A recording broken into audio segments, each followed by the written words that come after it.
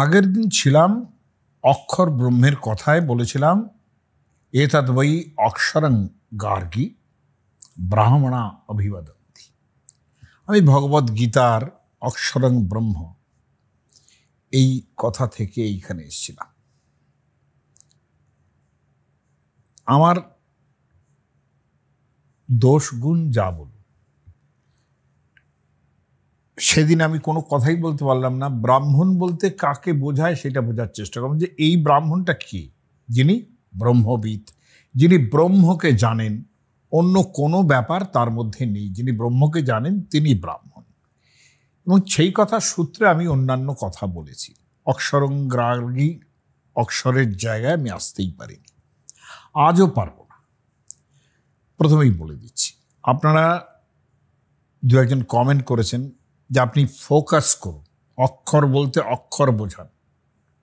আমি সবিনয়ে আপনাদের জানাই, শুধু যদি আমি এখানে প্রশ্নের আর অ্যান্সারের উত্তর দিতাম তাহলে টিক দিতে হতো। এখন যেটা অভ্যাস হয়েছে, প্রশ্নোত্তর মানে হচ্ছে আপনি যে প্রশ্ন করছেন তার টু দ্য পয়েন্ট অ্যান্সার। ব্রহ্মকে টু দ্য পয়েন্ট অ্যান্সার করে বুঝতে পারবেন না, অত সোজা নয়। আর দ্বিতীয় কথা হচ্ছে, বুঝতে গেলে, কোনো জিনিস বুঝতে গেলে সেই ধৈর্যের দরকার আছে, যেখানে প্রাসঙ্গিকতাটা খুব বড় ইম্পর্ট্যান্ট হয়ে ওঠে। আপনি কি প্রসঙ্গে কথা বলছেন? আজ থেকে 10 বছর আগে হলেও আপনাকে ব্যাখ্যা লিখতে হলে প্রসঙ্গ উল্লেখপূর্বক ব্যাখ্যা করো, এই কথাটা কোয়েশ্চেন লেখা থাকতো। আজকে সেটা মানুষ ভুলে গেছে। এমসিকিউ করেন তো সবাই। কাজে ফোকাস কিভাবে করছি এটা বোধহয় আমাকে না বোঝানো ভালো, কারণ I know how to teach. সারা জীবন ধরে অধ্যাপনা করেছি। কতটুকুতে কত মানুষ বুঝবেন, যতখানি বলবো তার অর্ধেকও হয়তো বুঝবেন না, কিন্তু 60-এ বোঝার চেষ্টা করা যায় যদি ডিটেইলসে বলি, তা না হলে বোঝা সম্ভব নয় কোনো কথা। যেমন আমি অবধারিতভাবে যাজ্ঞবল্ক্য এবং গার্গীর প্রসঙ্গে আমাকে সেই বৈদেহ জনকের সভায় উপস্থিত হতে হবে। আমাকে এই লোকগুলোকে বোঝাতে হবে আগে। জনক কে, যাজ্ঞবল্ক্য কে, কিরকম তারা, গার্গী বা কি, কিরকম তার অবস্থা, এটা আমাকে বোঝাতে হবে না। না বুঝে আমি আগে অক্ষর ব্রহ্মে চলে যাব, এই কথাটা তো যাজ্ঞবল্ক্যও বলেছিলেন, যে একেবারে সব কিছু শুনে গার্গী যখন প্রশ্ন করছেন যে এই আকাশ কোথায় ওতপ্রোত, এই আকাশ কোথায় ওতপ্রোত, ব্রহ্মলোকে গার্গী, ব্রহ্মলোক কোথায় ওতপ্রোত, এই কথাটা এত সহজে বলবার চেষ্টা করেছিলেন বলেই কিন্তু গার্গী বকা খেয়েছিলেন যাজ্ঞবল্ক্যের কাছে। আমরা টু দি পয়েন্ট অ্যান্সারের মধ্যে যাব না যদি ব্রহ্মতত্ত্বের সামান্যতম বুঝতে হয়। এই 1000 বুঝেও কিছু বোঝাতে পারবো না, এটুকু আপনাকে জানি, কারণ আমি নিজেই অত করে ভালো করে কতখানি বুঝেছি। ব্রহ্মতত্ত্বের মতো ওই রকম অজ্ঞেয় তত্ত্ব আমরা নিজেরাই কতখানি বুঝি যে এটুকু বলবো। বনিতা থাক, আমি ব্রহ্মবিদ্যার ভাবনাটাই এমন। আমি আগের দিন ব্রাহ্মণের কথা বলতে চেয়েছি যে এখানে চাতুর্বর্ণের কোনো গোড়ামি নেই। ব্রহ্মবিদ্যা কে লাভ করবেন, তার জাত কি হবে, এটা নিয়ে প্রশ্ন ওঠে না। বেদ ব্রাহ্মণের যে ঘোষণা, সেগুলো এখানে কাজ করে না। স্ত্রী পুরুষের লাঘব গৌরব এখানে তাৎপর্যহীন। তা নইলে এই যে জনক, তার সভার চেহারাটা দেখুন, কারা এসেছেন সেখানে। কুরুপাঞ্চাল দেশের যত মুনি ঋষি এসেছেন, কুরুপাঞ্চালা, পরে আসছে আবার বেদবিদ ব্রাহ্মণরা সবাই এসেছেন অনেকে, এবং একজন ব্রহ্মবাদিনী মহিলা যিনি ব্রহ্মকে জানেন তিনি এসেছেন। বাচক নবী, গার্গী বাচক নবী। আর যার সমাহ্বানে এই বিদেহপুরীতে সবাই এসে উপস্থিত হয়েছেন। তিনি হচ্ছেন রাজপুরুষদের মধ্যে, ক্ষত্রিয় রাজপুরুষদের মধ্যে অন্যতম হচ্ছেন রাজা জনক। আমি জনকের কথা তো পরে আসছি, শুনতে হবে, তা না হলে বুঝবেন না। জনকের কথা তো শুনতেই হবে। তার মতো ব্রহ্মবিদ দ্বিতীয় নেই। ক্ষত্রিয় রাজপুরুষ, কিন্তু তিনি ব্রহ্মবিদ। লক্ষ্য করে দেখুন, ভগবদ গীতায় যখন নিষ্কাম কর্মের কথা শেষ করে কৃষ্ণ বলছেন যে কর্মণৈব হি সংসিদ্ধির আশ্রিতা জনকাদয়, সেই সব জনক হচ্ছেন সেই ঋষি, রাজর্ষি জনক, যিনি রাজা বটে, ঋষিও বটে। তিনি কিরকম? তিনি এই কর্মের দ্বারাই, নিষ্কাম কর্মের দ্বারাই সিদ্ধি লাভ করেছেন, আসলে জ্ঞান লাভ করেছেন। তিনি জ্ঞানী, তিনি ব্রহ্মবিদ, কিন্তু তিনি এখনো কর্ম করাটা বন্ধ করেননি, এখনো তিনি কর্ম করেন। এই জ্ঞানমার্গের একজন সমাধ্যায়ী মানুষ, যিনি নিষ্কাম কর্ম এখনো করে যান, সেই সাধনের ক্ষেত্রে যে চিহ্নিত হয়েছেন ব্রহ্মজ্ঞানী হিসাবে, সেই রাজর্ষি জনক। তার কথা উপনিষদের মধ্যে খুব বেশি মাত্রায় পাওয়া যায়। বেশি মাত্রায় যতটা পাওয়া যায় তার থেকে বেশি, অনেক বেশি মর্যাদার মাত্রায় পাওয়া যায়। জনক, জনক কথা বলছেন মানে সাংঘাতিক ব্যাপার। বৃহদারণ্যক উপনিষদ, বৃহদারণ্যক প্রাচীনতম অন্যতম উপনিষদ, যেহেতু এটা গদ্যে লেখা। এখানে এক গর্বিত স্বভাব ব্রাহ্মণ, তার নাম হচ্ছে গার্গ বালাকি, অর্থাৎ গর্গ বংশীয় বালাকি।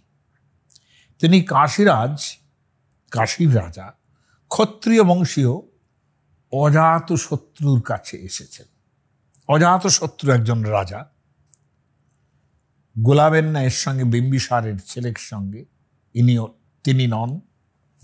এই যে অজাতশত্রু, তিনিও ব্রহ্মবিদ। তার কাছে সেই গার্গ বালাকি এসে বলছেন, তোমাকে আমি ব্রহ্মের তত্ত্ব জানাতে চাই। রাজা অজাতশত্রু গর্বিত সেই ব্রাহ্মণের কথা শুনে খুব তির্যকভাবে বললেন যে, এই যে তুমি বললে আমাকে ব্রহ্মতত্ত্ব শেখাবে, আমি তার জন্যই তোমাকে 1000 গরু দিতে চাই। আমাকে তুমি শেখাবে, তার জন্যই আমি 1000 গরু দিতে চাই।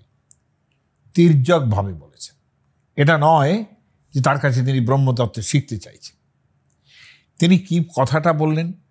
বললেন, ব্রহ্মবিদ্যার বিষয়ে কথা উঠলেই লোকে শুধু বলে জনক জনক জনক। এই যে জনক জনক বলে দৌড়ায় না, সহস্রমেত শ্যাং বাচি দতম, তুমি যে বললে আমাকে তুমি ব্রহ্মতত্ত্বের উপদেশ দেবে, তুমি যে জনকের কাছে যাওনি, আমার কাছে এসেছো, এই জন্যেই আমি তোমাকে 1000 গরু দিতে চাই। লোকেরা কি করে? জনক জনক ইতি বৈ জনা ধাবন্তি, সমস্ত মানুষ তার পেছনে দৌড়য়। রাজা অজাতশত্রু যে জনককে হীন করার জন্য কিন্তু একথা বলছেন তা নয়। তিনি বলছেন, তাহলে ক্ষত্রিয় রাজা হিসেবেও একজন সেই জায়গায় আমি পৌঁছেছি, যিনি ব্রহ্মবিদ বিদ্বান জনকের পর্যায়ে নিশ্চয়ই পৌঁছেছি, না হলে তুমি আমার কাছে এই ব্রহ্মতত্ত্বের কথা বলতে আসতে না। ব্যাপারটা কোথায় দাঁড়ালো? গরু দিতে চাইছে, ব্রহ্মতত্ত্ব শেখাবে, বলে না, আমি শুধুমাত্র জনকের ক্যাটেগরিতে আমাকে তুমি ফেলেছো যেহেতু। তার মানে কি? এটা অনেকটা আমরা যখন আনন্দবর্ধন পড়তাম, ধনিকার আনন্দবর্ধন, যিনি অলঙ্কারের রাস্তা পরিষ্কার করে দিয়েছেন ব্যঞ্জনাবৃত্তির মাধ্যমে, তাকে প্রতিবাদ করছেন মহিম ভট্ট বলে একজন নৈয়ায়িক। তো তিনি বইটা লিখতে গিয়ে, তার বইটা, বিখ্যাত বইটা লিখতে গিয়ে, তিনি ভক্তি বিবেক বলে তার বইটার নাম, তিনি লিখছেন, ইহা সম্প্রতিপত্তিত অন্যথা বা, আমি ওনার মতেই কথাবার্তা বলি, অন্যথা বা বিপ্রতিপত্তি অর্থাৎ ওনার বিরুদ্ধেই কথা বলি। কিন্তু আমি কি করছি কাজটা? ধনিকারস্য বচো বিবেচনা না, আমি ধনিকার আনন্দবর্ধনের সম্বন্ধে কথা বলতে নেমেছি, হয়তো তার আমি বিরুদ্ধতা করব। তারপরেই বলছেন নিয়তং যশসে প্রবর্ততে, সেই মানুষটা চিরকাল তার যশ তৈরি হয়ে যায় যদি একটা অতি প্রতিষ্ঠিত মানুষের বিরুদ্ধেও সে মতবাদ প্রকাশ করে। তার মানে সেই লোকটার কত গৌরব, যার বিরুদ্ধে মতবাদ যুক্তিযুক্ত মতবাদ প্রকাশ করলেও মানুষ বিখ্যাত হয়ে যায়। তাহলে কতটা সম্মান ধনিকার আনন্দবর্ধনকে করছেন একজন বিরুদ্ধবাদী। আমি এই কথাটা শুধু বলতে চাইছি যে রাজর্ষি জনক কোন জায়গায় আছেন, যে অজাতশত্রু রাজর্ষি কাশীর রাজা, এখনকার কথা হচ্ছে না, খ্রিস্টপূর্ব অন্তত পক্ষে 800 বছর খ্রিস্টপূর্বাব্দ ধরে নি, সেই সময় বৃহদারণ্যক উপনিষদ লেখা হচ্ছে। বলছেন আমি গর্বিত এই কারণে যে লোকে খালি জনক জনক বলে দৌড়য়, তুমি আমার কাছে এসেছো, এতেই আমার খুব ভালো লাগছে, তার জন্যই আমি তোমাকে 1000 গরু দেব। গার্গবালাকি এই যে ব্রহ্মবিদ্যার উপদেশ দিতে গিয়ে যে বিপাকে পড়লেন এবং অবশেষে ব্রহ্মতত্ত্ব শেখার জন্যে নিজেকে অত্যন্ত লঘু করে অজাতশত্রুর কাছে শরণাপন্ন হলেন, তিনি শেখাবেন কি, তিনি শিখে গেলেন শেষ পর্যন্ত। কিন্তু আমার বক্তব্য, এই অজাতশত্রু একটা অদ্ভুত কথা বললেন যা গার্গবালাকিকে বললেন, আশ্চর্য লাগছে আমার আজকে, প্রতিলোমং চৈতৎ ব্রাহ্মণ ক্ষত্রিয়ম উপয়াত ব্রহ্ম মে বক্ষতি। বলে এটা খুবই আশ্চর্যের ব্যাপার যে একজন ব্রাহ্মণ হওয়া সত্ত্বেও, এবং গার্গবালাকি তুমি, তৎসত্ত্বেও তুমি আমার কাছে এসেছো, ক্ষত্রিয়র কাছে এসেছো। এটা প্রতিলোমং চৈতৎ। প্রতিলোম মানে যেমন অনুলোম বিবাহ হয়, প্রতিলোম বিবাহ মানে অর্থাৎ কিনা শূদ্র ব্রাহ্মণকে বিয়ে করছে কিংবা বৈশ্য ক্ষত্রিয়কে বিয়ে করছে, যে উল্টো দিকে যেটা, এটা হচ্ছে প্রতিলোম। লোম যদি সমান থাকে, হাতের লোম বিছিয়ে দিন সমান পড়ে থাকবে, উল্টো দিকে গেলে প্রতিলোম। সেরকম যে জিনিসটা উল্টো দিকে প্রবাহ, বলছেন এটা আশ্চর্য লাগছে যে একজন ব্রাহ্মণ গার্গবালাকি তিনি আমার কাছে বিদ্যা শিখতে এসেছেন, আমি ক্ষত্রিয়। প্রতিলোমং চৈতৎ ব্রাহ্মণ ক্ষত্রিয়ম উপয়াত ব্রহ্ম মে বক্ষতি। আমি কেন বলছি এত কথা? বলছি এই জন্যে যে ব্রহ্মবিদ্যা লাভের ক্ষেত্রে ব্রাহ্মণ ক্ষত্রিয় বৈশ্য শূদ্র এইসব বিচার করলে কোনো লাভ হবে না। কেননা ওই যে আগের দিন ব্রাহ্মণের উদাহরণ দিয়েছি, যিনি ব্রহ্মকে জানেন তিনি ব্রাহ্মণ। এইসব পৈতে অমুক তমুক উপনয়ন ইত্যাদির উপলক্ষ নেই এখানে। আমরা বিখ্যাত জনকের সভায় উপস্থিত হতেই হবে আমাদের, এবং এই ক্ষত্রিয় রাজা বিদেহ জনক, মনে রাখবেন এই জনক কিন্তু মানে রামচন্দ্রের পত্নী সীতার বাবা জনক নন। মহাভারতে আমরা অনেকগুলো জনকের সংবাদ পাব। জনক জনদেব আছেন, করাল জনক আছেন, তার নাম করাল জনক। জনক ধর্মধ্বজ আছেন, জনক ঐন্দ্রদ্যুম্নি, হয়তোবা তার নাম সম্ভবত উগ্রসেন। ইন্দ্রদ্যুম্নের ছেলে বা নাতি যাই হন, সম্ভবত তার নাম উগ্রসেন, সে কথায় পরে আসব। জনক বসুমান বলে একজন আছেন। এরা প্রত্যেক যে জনক তারা বিদেহ জনক। এই যে জনকদের কথা বললাম এরা সব বিদেহ জনক।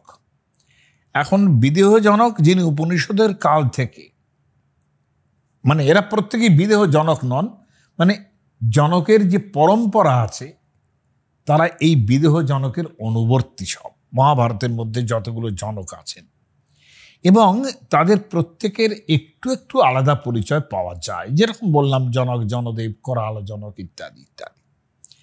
আমরা বিষ্ণু পুরাণে যে সূর্যবংশীয় বিখ্যাত জনকের নাম পাই তিনিও সূর্যবংশীয়।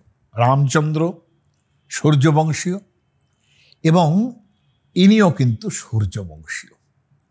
কেমন করে সূর্যবংশীয় সে কথায় পরে আসছি। কেন?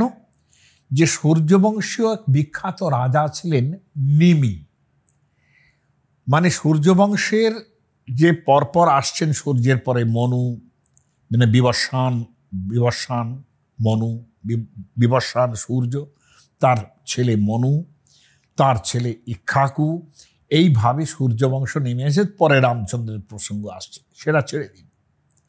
কিন্তু এই যে সূর্যবংশ, এখানে ইক্ষ্বাকুর বংশে নিমি জন্মেছিলেন।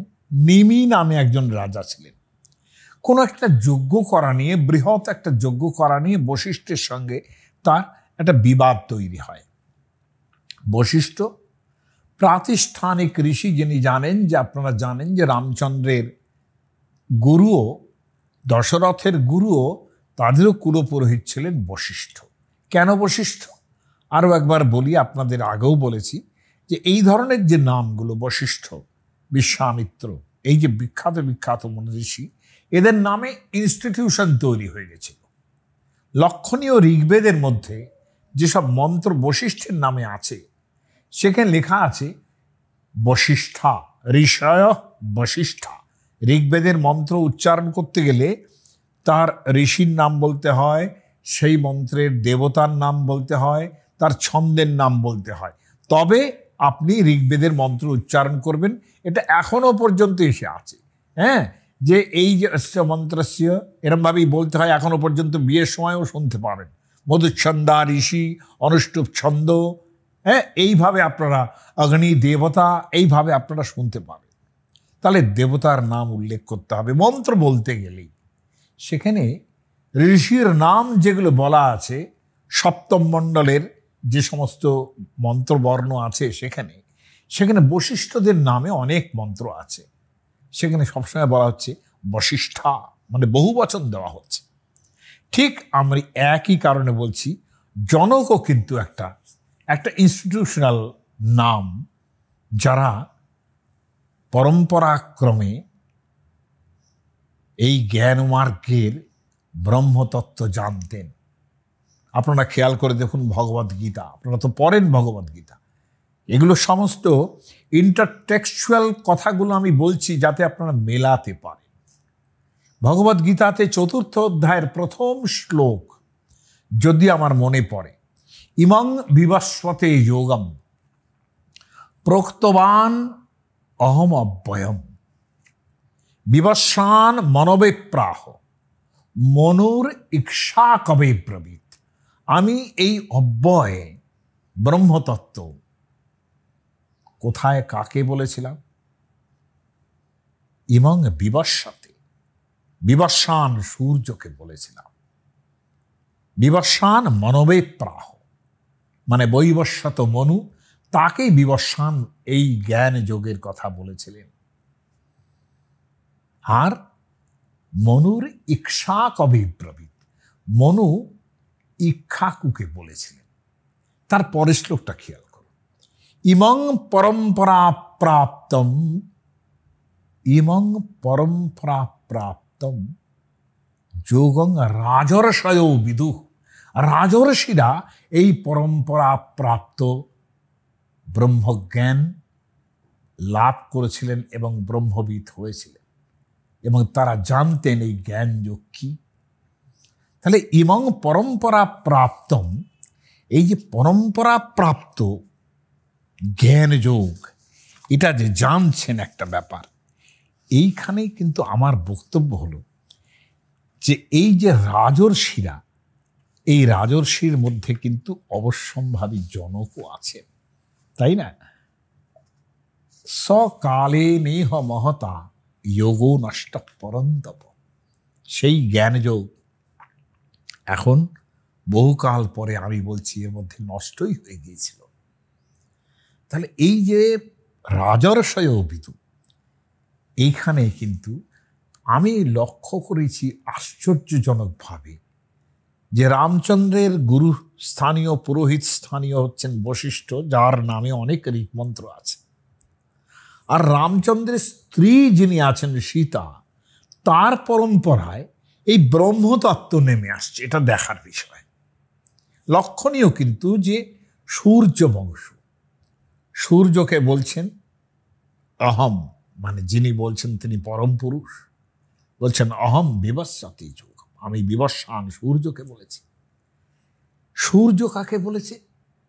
মনবে প্রাহ, মনুকে বলেছেন। মনু ইক্ষ্বাকুকে বলেছেন। ইক্ষ্বাকুর পরপর এই নিমিত ইক্ষ্বাকুর বংশধর। সে নিমির কি অবস্থা হলো? নিমির অবস্থা হলো যেটা বিষ্ণু পুরাণ বলেছে যে তার বশিষ্ঠর সঙ্গে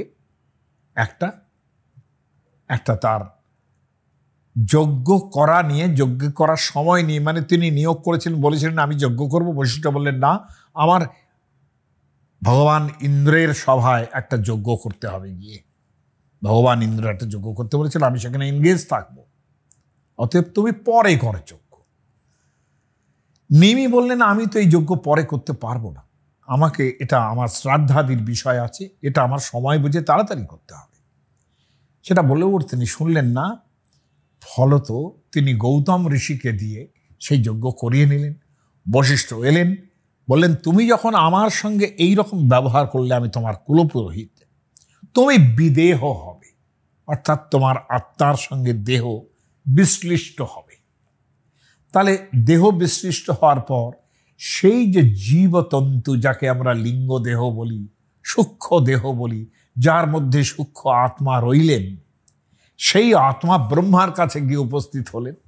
ব্রহ্মা বললেন ঠিক আছে ঠিক আছে, আমি তোমার ব্যবস্থা করছি, বলে তার একটা জন্মের ব্যবস্থা করলেন।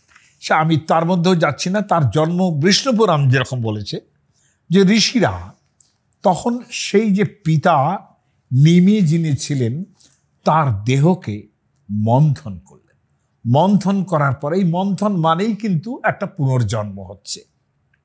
এবং সেই নিমির পুত্র যেহেতু জনকের দেহ থেকে মন্থন করার ফলে উৎপন্ন হলো, কোনো স্ত্রী গর্ভে তিনি উৎপন্ন হলেন না, জনকের দেহ থেকেই যেহেতু তার জন্ম হলো, সেই জন্যে তার নামও হলো জনক। লক্ষণীয় বস্তু। রাজা নিমি বিদেহ ছিলেন বলেই তিনি কিন্তু বৈদেহ জনক বলে পরিচিত হলেন। এবং সেই বিদেহ জায়গাটা খেয়াল করুন, সেই জায়গাটা কিন্তু সম্ভবত মিথিলা। বিদেহ, বৈদেহী বলা হয়েছে সীতাকে, বৈদেহী বন্ধর হৃদয়ং বৃদদ্রে, বৈদেহী মানে সীতা। হ্যাঁ, তাহলে এই যে বৈদেহ জনক, তার দেহ যে মন্থন করা হয়েছিল, মথন করা হয়েছিল, এই জন্য তার আর এক নাম আবার মিথি। মিথি, ময় হস্যই থয় হস্যই, মিথি থেকে আবার দেখুন মিথিলা। তাহলে মিথিলা, বিদেহ, এই যে জায়গাটা, বৈদেহী, যিনি বিদেহ দেশে জন্মগ্রহণ করেছেন, বৈদেহী, এই এতগুলো জিনিস কিন্তু ইন্টারটেক্সচুয়ালি আসে, যেটা আপনাদের আমি জানাতে চাইছি। আমাকে আগেই অক্ষর ব্রহ্মে ফোকাস করতে বলবেন না, ভারতীয় ভাবনাটা আগে ভালো করে বুঝে নিন। জনক লোকটা কে, হ্যাঁ, সেটাকে আগে বুঝে নিতে হবে। এই যে জনকের কথা বললাম, এই বিদেহ জনক, তিনি অবধারিতভাবে বিশাল একজন ব্রহ্মবিদ, যার কথা আমাদের বলছেন, মানে বৃহদারণ্যক উপনিষদ যার কথা বলছেন আর কি, তিনি কত বড় একজন পণ্ডিত হতে পারেন, ব্রহ্মবিদ পণ্ডিত হতে পারেন, যিনি কি করছেন, যিনি এখন এই একটা যজ্ঞ আরম্ভ করেছেন। আমরা যজ্ঞস্থলে যাব, যাজ্ঞবল্ক্য কিংবা গার্গীতে এখনই যেতে পারছি না, কারণ সেই যজ্ঞস্থলে আমাদের আগে উপস্থিত হতে হবে। যজ্ঞস্থলটা কিরকম তার একটু বর্ণনা দিই। জনক হ বৈদেহ, এই যে কথাটা বলছেন, এই জনক হ বৈদেহ, এটা বৃহদারণ্যক উপনিষদে আছে এইরকম। জনক হ ওম দিয়ে আরম্ভ করছেন, ওম জনক হ বৈদেহ বহু দক্ষিণেন যজনেন ইজে। ইজে মানে যজ্ঞ করছিলেন, অর্থাৎ খুব পুরাতন অর্থে কথা বলাটা হচ্ছে যে অনেক কাল আগে এই বৈদেহ জনক তিনি এমন একটা যজ্ঞ করছিলেন যার পেছনে অনেক দক্ষিণা আছে। রাজারা দক্ষিণা দিতে চাইছেন। যজ্ঞের শেষে, যজ্ঞ আস্তে আস্তে শেষ হয়ে আসছে, সেইখানে কারা কারা এসছেন আমি একটু আগে বলেছি। কুরু পঞ্চালানাং ব্রাহ্মণা অভিসমেতা, আমি বৃহদারণ্যক থেকে পড়ে যাচ্ছি। অভিসমেতা বভূবু, সেখানে উপস্থিত হয়েছেন। তস্য জনকস্য বৈ দেহ, জনকস্য বৈদেহস্য, সেই বৈদেহ জনকের সভায় বিজয়নাসা বভূব, অর্থাৎ যজ্ঞ করতে করতে করতে করতে যখন শেষ অবস্থায় এসছেন, জনকের হঠাৎ মনে হলো তিনি ব্রহ্মবিদ মানুষ, যজ্ঞটজ্ঞ কর্ম করছেন, তিনি দান করবেন তার জন্যে। দান করা মানেই অনেকটা সেই কর্ম করার যে গ্লানি, সেই নিষ্কামতাটা আরো বেশি তৈরি হয় তিনি যদি দান করেন প্রচুর।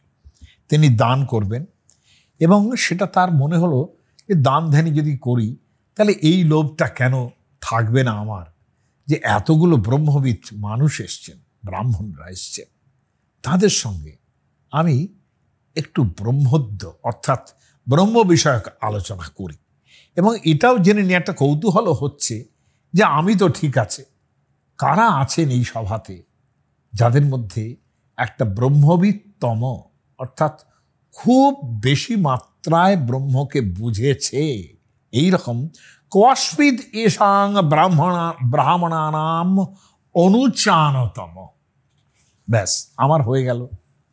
এই যে অনুচানতম বললাম, সঙ্গে সঙ্গে আমার দায় এসে পড়ল যে আমি কি করে আপনাদের এই অনুচান কথাটা বোঝাই।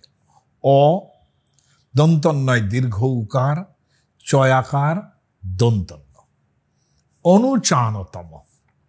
এই অনুচানতম কথাটার মানে আপনাদের বোঝাতে হবে, বুঝতে হবে আপনাদের। আমি তো গিলিয়ে দেওয়ার চেষ্টা করছি, বিশ্বাস করুন কেউ আপনাদের এইভাবে বলবে না। হ্যাঁ, এত পায়ে ধরে বলবে না যে শুনুন শুনুন, তাই না? সেটা চেষ্টা করছি, উপনিষদকে বোঝানোর চেষ্টা করছি, অনুচান শব্দ বোঝানোর চেষ্টা করছি। সেটা কৃপা করে আপনারা শুনুন, না শুনলে শুনবেন না, কিন্তু হঠাৎই আমাকে এই তিরস্কার করবেন না যে আমি ফোকাস করা জানি না। I know how to focus, কিন্তু আমি কোশ্চেন অ্যান্সার করছি না, উত্তর দিচ্ছি না, আমি এমসিকিউ করতে বসিনি এখানে। প্লিজ এটা মাথায় রাখুন। অনুচান, অনুচান মানে হচ্ছে বেদজ্ঞ পণ্ডিত। এইখানে আমি মহাভারতের কথায় আসবো একবার, এবং সেখানেও একজন জনককে আপনারা পাবেন। এই জনকের কথাও তো আমাকে জানাতে হবে। সেই জনকের নাম কিন্তু আমি আগে বলেছি না যে অনেকগুলি জনক আছেন, তার মধ্যে একবার বলেছিলাম ঐন্দ্রদুম্নী জনক, অর্থাৎ ইন্দ্রদুম্নের পুত্র জনক। সেই জনকের নাম সম্ভবত উগ্রসেন। সেটা আবার কোথায় পাবো? মহাভারত। মহাভারতের কথা তো আমি কিছুই আরম্ভই করিনি আপনাদের কাছে, তবু মহাভারতের মধ্যে কি অসামান্য এই অনুচান শব্দটা বোঝানোর জন্য বলছি। অনুচান মানে হচ্ছে বেদজ্ঞ পণ্ডিত। এবং মহাভারতে, আমি যে মহাভারতের কথায় পরে আসছি, সেখানে এই কথাটা উচ্চারণ করেছিলেন অষ্টাবক্র মুনি। অষ্টাবক্রমণি বিখ্যাত প্রাজ্ঞমণি, আপনারা অষ্টাবক্র সংহিতার নাম শুনে থাকবেন। অষ্টাবক্রমণি অত্যন্ত পণ্ডিত মণি। হ্যাঁ, তার দেহটা যে খুব সোজা ছিল তা নয়, 8টা জায়গায় তার দেহের মধ্যে বাঁকা ছিল, অর্থাৎ খুব তেরাবেরা হয়ে চোখে চলতে হতো। তা তিনি কত বড় পণ্ডিত! তিনি বলছেন, তিনি এই অনুচান শব্দটা ব্যবহার করছেন যে অনুচান সনো মহান, আমাদের মধ্যে যিনি অনুচান আছেন, এখানে জনকও বলছেন যে এদের মধ্যে অনুচান কে আছে, বৈদেহ জনক বলছেন। সেইটা একবার বুঝে নিতে পারলে বেশ হতো। সেই অনুচান কথাটা কিরকম? অনুচান মানে যিনি সাঙ্গ বেদ অধ্যয়ন করেছেন, অর্থাৎ বেদের সঙ্গে বেদাঙ্গগুলি, 6টা বেদাঙ্গ। সরস্বতী পুজোর সময় বলেন না, বেদ, বেদাঙ্গ, বেদান্ত, বিদ্যাস্থানেভ্য এবচ। হ্যাঁ, এই যে বেদ, বেদাঙ্গ, বেদাঙ্গ মানে আপনাকে বেদ যদি বুঝতে হয় তাহলে শিক্ষা, কল্প, নিরুক্ত, জ্যোতিষ, ব্যাকরণ এবং ছন্দ, এই 6টা জিনিস জানতে হবে। এই 6টা, জ্যোতিষ মানে অ্যাস্ট্রোনমি, জ্যোতিষ মানে কিন্তু এই জ্যোতিষীর জ্যোতিষ নয়, অ্যাস্ট্রোনমি। অর্থাৎ কিনা আপনি কখন যজ্ঞ করছেন, বসন্তার্তৌ যজিত, আপনি বসন্তকালে যজ্ঞ করবেন, সেখানে তার তিথি নক্ষত্র কি হচ্ছে না হচ্ছে, এগুলো সব অ্যাস্ট্রোনমি দিয়ে সেকালে জানতে হতো। এবং ভারতবর্ষীয় লোকেরা অ্যাস্ট্রোনমিতে যথেষ্ট উন্নত ছিল সেকালে। পরবর্তীকালে সে জ্ঞান নষ্ট হয়, সেটার কথা অন্য। কিন্তু এইগুলো বেদ জানতে গেলে জানতে হতো। অনেক পণ্ডিতরা, যেমন বৌধায়ন তিনি তার যে তিনি একটা গৃহ্য সূত্রের মধ্যে বলেছেন যে না না, বেদ নয়, বেদাঙ্গগুলো জানলেই তাকে অনুচান বলে। উনি ঠিক বলেননি, কেননা বেদাঙ্গ যে জানছে সে বেদকে না জেনে তো বেদাঙ্গ জানছে না। আমি মূল জানি না, আমি তার ব্যাখ্যা পড়ছি, এ তো হয় না, তাই না? আসলে বেদাঙ্গ, এটা মানেই বেদাঙ্গ বলছেন মানে বেদও জানেন, এটা তার মানে বেদ এবং বেদাঙ্গ পুরোপুরি যিনি জানেন তাকে বলে অনুচান। অদন্তন্নয় দীর্ঘ চয়াকার দন্তন্য, অনুচান। এখন এই অনুচানের ব্যাপারেও আমি আবারও একটু কথা আপনাদের শোনাতে চাই। হ্যাঁ, আউট অফ ফোকাস। আমি অক্ষর কোথায়, ব্রহ্ম কোথায়, গার্গী কোথায়, যাজ্ঞবল্ক্য কোথায়, কিন্তু আমি জনকের কথায় পড়ে আছি। Is very important. বিদেহ জনকের কথা বলেছি। আপনি দেখুন, অষ্টাবক্র তিনি মহাভারতের বনপর্বে এই ঘটনাটা আছে। মহাভারতের কথা বললে আমি তো আরো বেশি মুখর হয়ে পড়ি। আর যেহেতু অনুচান কথাটা আমি সেই কোন বয়সে যখন এই অষ্টাবক্রের মুখে শুনেছিলাম, তখন থেকে তো একটা কোয়ারি তৈরি হয়েছে। সেই কোয়ারির মধ্যে অষ্টাবক্রের জায়গাটাও আমার এত বেশি পছন্দ হয়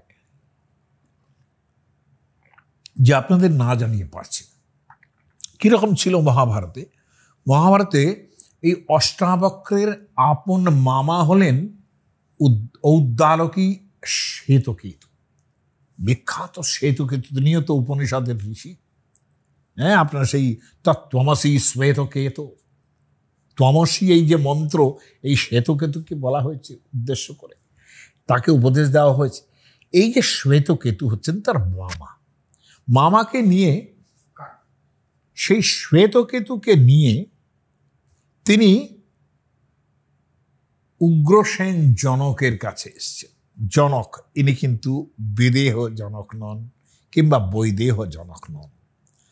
উগ্রসেন, যাকে আমরা বলেছি ঐন্দ্রদ্যুম্নি, কেননা এই মহাভারতের মধ্যে তাকে ঐন্দ্রদ্যুম্নি বলে ডাকবেন অষ্টাবক্র, যার জন্য আমি ভাবছি এই উগ্রসেন তাকে পুষ্করমালী বলা হয়েছে।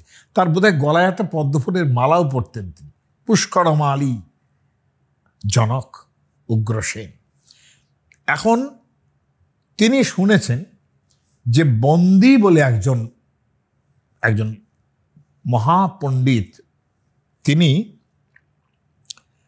বসে আছেন জনকের সভায়, এবং তার স্বভাব হচ্ছে তিনি বাদ বিবাদ করবেন, অর্থাৎ লোক আসবে, পণ্ডিতরা আসবেন, তার সঙ্গে বিবাদ করবেন। বিবাদ করে যদি তিনি না পারেন তার সঙ্গে, তো তিনি তাকে জলে ডুবিয়ে মেরে ফেলেন। এই কথাটা অষ্টাবক্রের কানে গেল। যে কত বড় সাহস, কি এমন পণ্ডিত যে সে তার সঙ্গে তর্কে পারা যায় না। হ্যাঁ, তিনি আবার বরুণের পুত্র, বরুণ দেব তার পুত্র। তিনি কি প্রশ্ন করবেন এমন, এবং একটা দেবতার পুত্র হয়ে তার এই কি আচার যে যিনি তার সঙ্গে তর্কে পারছেন না তাকে তিনি জলে ডুবিয়ে মারবেন। অষ্টাবক্র আসছেন। অষ্টাবক্র এসে উপস্থিত হলেন। আসতে মামা শ্বেতকেতু সঙ্গে আছেন। আসতে তাকে দ্বারপাল বাধা দিল। আপনাদের জানিয়ে রাখি যে দ্বার পণ্ডিত বলে একটা শব্দ ছিল সেকালে। দ্বার পণ্ডিত অর্থাৎ মহাপণ্ডিতরা যেখানে থাকেন না, তার সঙ্গে যদি দেখা করতে চায় তাহলে আগে দ্বার পণ্ডিতকে হারিয়ে টারিয়ে তারপরে আসতে হবে।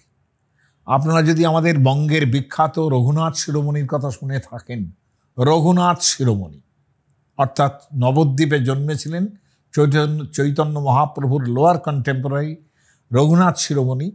তিনি যখন পক্ষধর মিশ্রের সঙ্গে, যেটা সত্যেন দত্ত বলেছেন পক্ষধরের, মানে বাংলার ছেলে আর কি, তিনি পক্ষধরের পক্ষ শাসন করি, আপনারা শুনে থাকবেন সে কবিতা।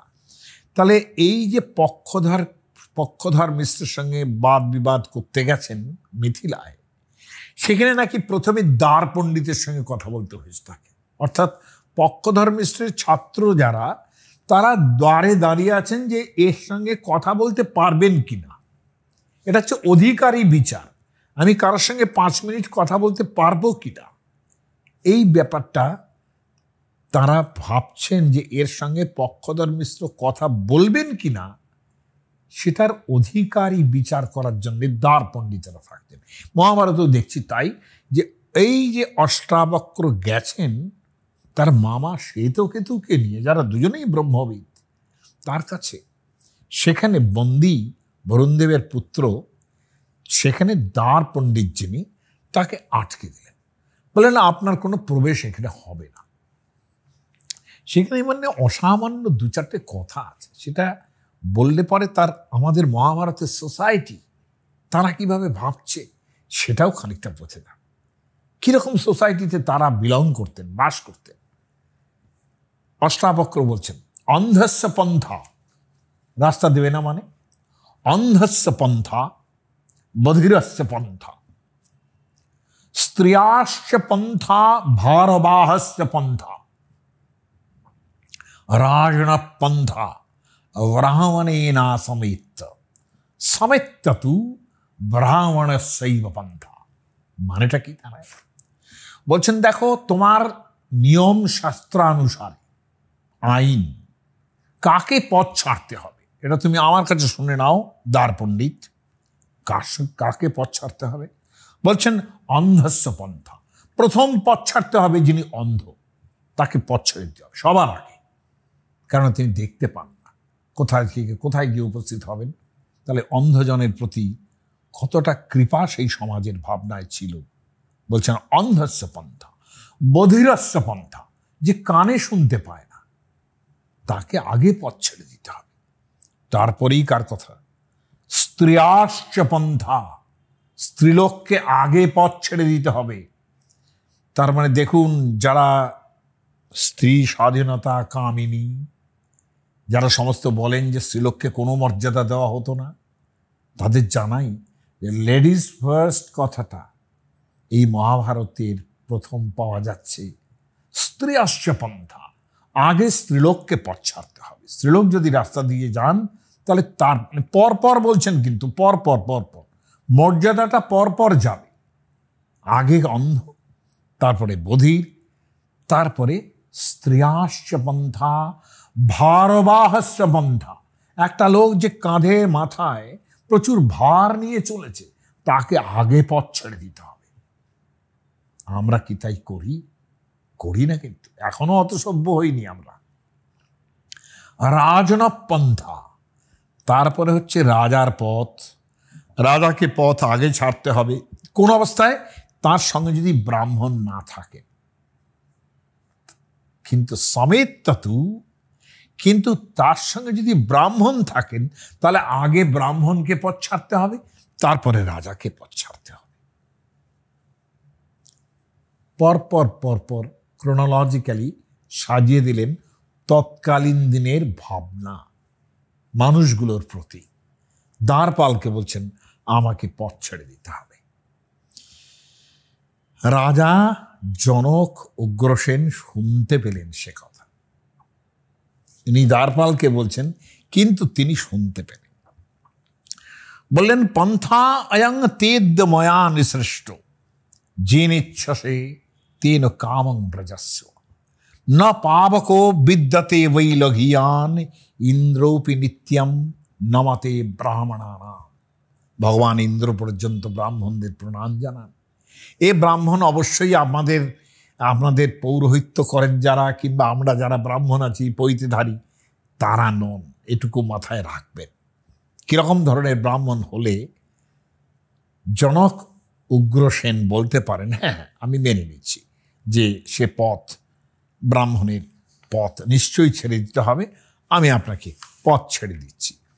অষ্টাবক্র খুশি হলেন, বললেন ঐন্দ্রদুম্নে, আমি আগে আপনাদের এই ঐন্দ্রদুম্নি জনকের কথা বলেছি যে এরকমও কিন্তু একজন জনক ছিলেন। যজ্ঞদৃশা বিহাওয়াং, আমরা দুজনে এসছি, একটু কথাবার্তাও বলবো। আপনার যজ্ঞটা আমি একটু বাড়াচ্ছি না, এই শ্লোক ধরে ধরে মানে করতে গেলে মুশকিলে পড়ে যাব।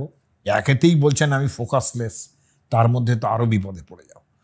ঐন্দ্রদুম্নি, হে ইন্দ্রদুম্নির পুত্র অর্থাৎ জনক উগ্রসেন, আমি একটুখানি এসছি বটে, আপনি আটকাচ্ছেন না বটে, কিন্তু দ্বারপাল আটকাচ্ছে। যে রাজা যত বলে পারিষদ বলে তার শতগুণ। উনি ছেড়ে দিলেন পথ, দ্বারপাল আটকে দিল।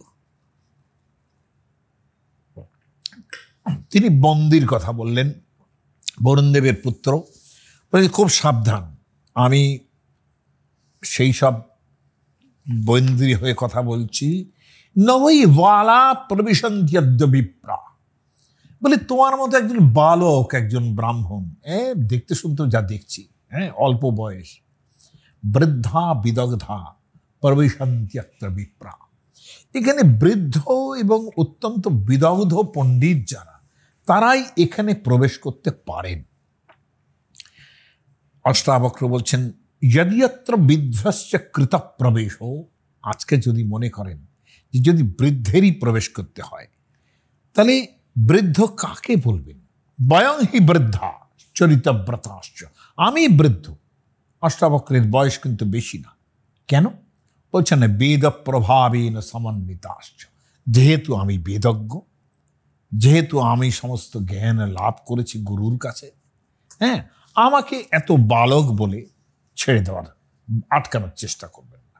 দ্বারপাল বললেন ঠিক আছে, তুমি কত বড় বালক, তুমি কত বড় পণ্ডিত সেটা একবার বলো।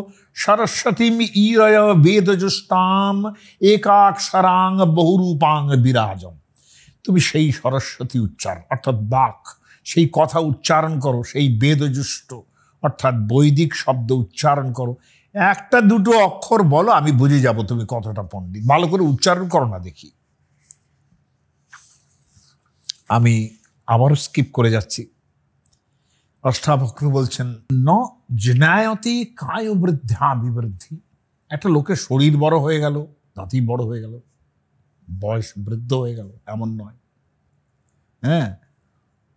উপমা দিচ্ছেন যে একটা গাছের ফল খুব বড় হয়ে যাওয়া মানে, কাঁঠাল গাছ ধরুন তাতে কাঁঠাল হলো, তো কাঁঠালটা বুড়ো হয়ে পেকে আরো বুড়ো হয়ে গেল, তাতে কি গাছটা বুড়ো হয়ে গেল? মানে তা হয় না। এসব নানান রকম বলতে বলতে আলটিমেটলি বললেন নতেন স্থবিরও ভবতি, আমি তখনকার দিনে এই যে একটা বালককেও তার জ্ঞান থাকলে শ্রদ্ধা করতে হবে, এই ইম্পর্টেন্ট কথাটা আমরা তো কত সময় বালকদের থামিয়ে দিই, আর বেশি পাকা পাকা কথা বলো না, এসব বলি। যে আমার উল্টো দিকে যদি আমার থেকে বয়স কম হয় তাকে বলার চেষ্টা করি, তুমি জানো না আমি জানি আমার বয়স বেশি হয়েছে। নো, কতটা মডার্নিটি থাকতে পারে। বলছেন অষ্টাবক্র বলছেন ন তেন স্থবিরো ভবতি জেনাস পলিতং শির, যার চুল পেকেছে সেই বুড়ো, এ কথাটা বলবেন না। আপনি বলছেন না বৃদ্ধ ব্রাহ্মণরা ঢুকতে পারে, এবং এর সঙ্গে এই কথাটাও যুক্ত যে বারবার আমাদের দেশে জনপ্রবাদ আছে যে বৃদ্ধস্য বচনং গ্রাহ্যম, বুড়ো লোক হলেই তার কথাটা শুনতে হবে।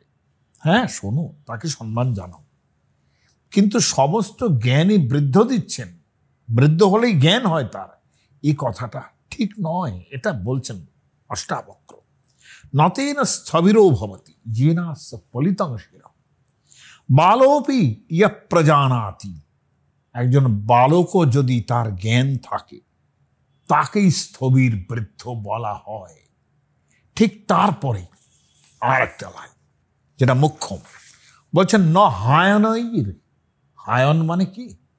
হায়ন মানে বৎসর, 1 বছর, বছরকে বলে হায়ন। ন হায়নই, অনেক বয়স বাড়ছে, বছর বাড়ছে। ন পলিতই, চুল পাকলেই বুড়ো হয় না। ন বিত্তই, অনেক টাকা আছে বলেই বুড়ো হয় না। ন চ বন্ধবী, অনেক আত্মীয় স্বজন আছে বলেই তাকে বৃদ্ধ বলবো, এমন নয়। ঋষয়শ্চক্রী ধর্ম, ঋষিরা ধর্ম তৈরি করেছেন।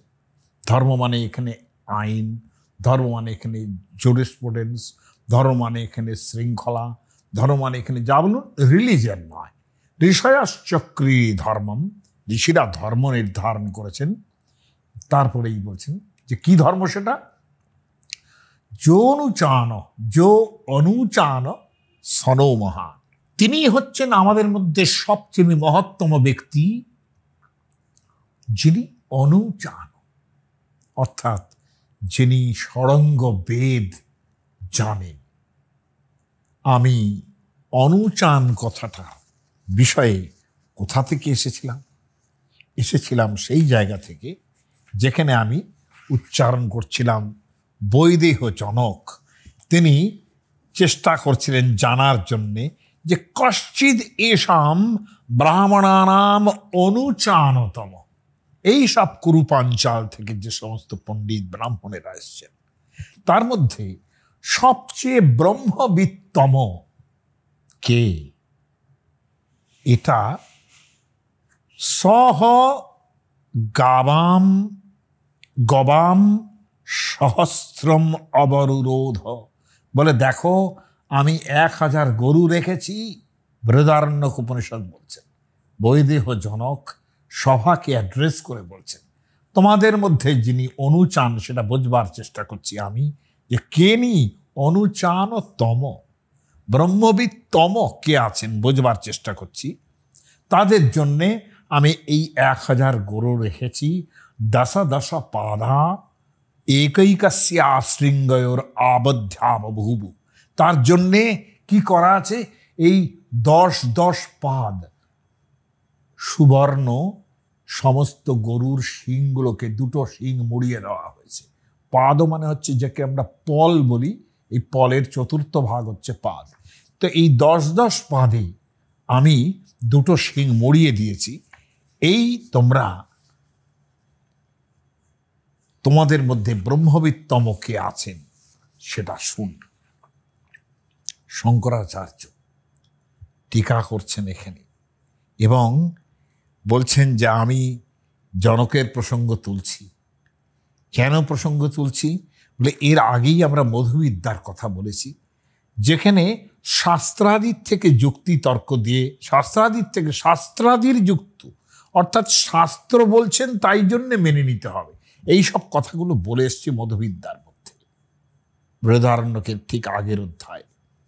এখন আমরা কি করছি যে আগমোপপত্তি, এমন যদি হয় যে আগম এবং উপপত্তি, শ্রুতি অর্থাৎ আগম কি বলছি, অর্থাৎ শাস্ত্র কি বলছি, এবং তার সঙ্গে যুক্তি, এই যুক্তি দিয়ে যদি বিচারটা করতে পারি তাহলে ব্যাপারটা অনেক বেশি আনন্দের হয় এবং ব্রহ্ম ভাবনা সেখানে বিল্ল অর্থাৎ একটা বেল যদি হাতের মধ্যে ধরা যায় সেই রকম হয়ে যায়, হস্তামলকমিব, হ্যাঁ সেই রকম হয়ে যায়। এবং এখানে এই যে বৈদেহ জনক তিনি কর্মমার্গে প্রতিষ্ঠিত, নিষ্কাম কর্মমার্গে প্রতিষ্ঠিত, যজ্ঞ করছেন যেহেতু, অর্থাৎ জ্ঞান মার্গে থেকেও তিনি যজ্ঞ করছেন, তাই না? বলেছেন না যে আশ্রিতা জনকাতয়, এই যে জনক যারা আছেন তারা কর্মণ্যেবাহি সংসিদ্ধ, এই যে জনক নিষ্কাম কর্ম করছেন এবং সেই নিষ্কাম কর্মের প্রতিষ্ঠা করার জন্যেই শঙ্করাচার্য বলছেন তিনি দানের রাস্তা বেড়ে নিয়েছেন, দানের রাস্তা বেছে নিয়েছেন। যে যজ্ঞ করার পর এই শত শত হাজার গরু দান করব সোনা বাঁধানো শিং দিয়ে, মাঝখান থেকে তার লাভটা কি? তিনি বলছেন আমি সবচেয়ে বেশি ব্রহ্মকে কে জানেন সেইটা আজকে এখানে একটু বুঝে নেব। কি সুন্দর রাস্তা, কোনো ধরনের অহংকার করছেন না, কোনো ভাবনা করছেন না, কিন্তু দেখার চেষ্টা করছেন যে ব্রহ্মবিদ্যা আর কার লাভ হয়েছে এইটা শুধু লক্ষ্য করার চেষ্টা করছেন। কি ডিসেন্ট পলিসি, নিজের পয়সা খরচা করে লোকজন ডেকে এনে তিনি সভা ডাকিয়েছেন, সেখানে ডিবেট হবে। এই ডিবেটের মধ্যে আমরা সামনের দিন আবার প্রবেশ করব।